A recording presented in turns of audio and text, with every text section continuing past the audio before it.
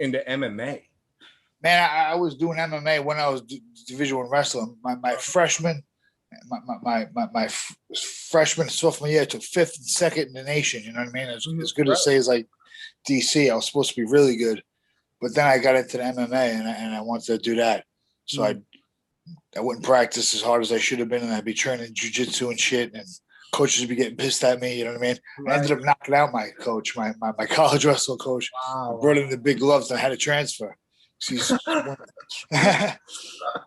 One day, Tom Ryan, he's the coach of Ohio State now. Yeah, I know Tom Ryan. Yeah. He was saying, Baroni, man, what the fuck you doing all this fighting shit? You know, what's this fighting going to get you?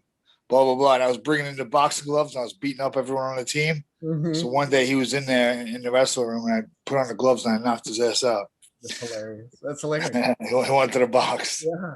So, I've always wondered this too. Is that how you like? It's a 2-part question, I guess. How did you break into the Hammer House group? And was it through wrestling or Ohio State, through that connection? Not at all, man. I broke into the Hammer House when Mark Coleman happened to be in Las Vegas training for a fight, and the first day he was at a jiu-jitsu school, Mark Lehman's jiu-jitsu school, Cobra Kai, and I noticed he was waiting for a cab. So the next day I'm like, man, fuck that. Where you staying? And he was staying at the Palace Station. So I just started giving him a ride home. Wow. And then I asked him to corner me for my UFC fight. He cornered me, and it didn't go so well. And then he saw I was down and out, and he got me in Pride. And I was a member of the Hammer House ever since then. Yeah. I mean, I think people, at least I forgot, like how young you were. Like you were very successful, very young. I mean, meaning you got to the UFC. My first UFC fight I was 24.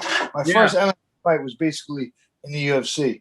I got a short notice fight, and I was brought in as a boxer. I was 10-0 in amateur boxing and 7-0 in kickboxing. I think that was pro. That was pro. Kickboxing was pro, and I was 10-0. And when I got in UFC, all that became like official, and I couldn't box anymore, amateur. I was boxing, you know? Sure. So when I was in the UFC, I was like, fuck it, I'm in the UFC now, so let's do this shit. But I was a last minute, you know, UFC number 30 replacement fighter. I was the local guy. They always used to have a local guy get their ass kicked. And they had me down, and they had me down as a boxer or something, kickboxer. So I was the guy who was supposed to get my ass kicked.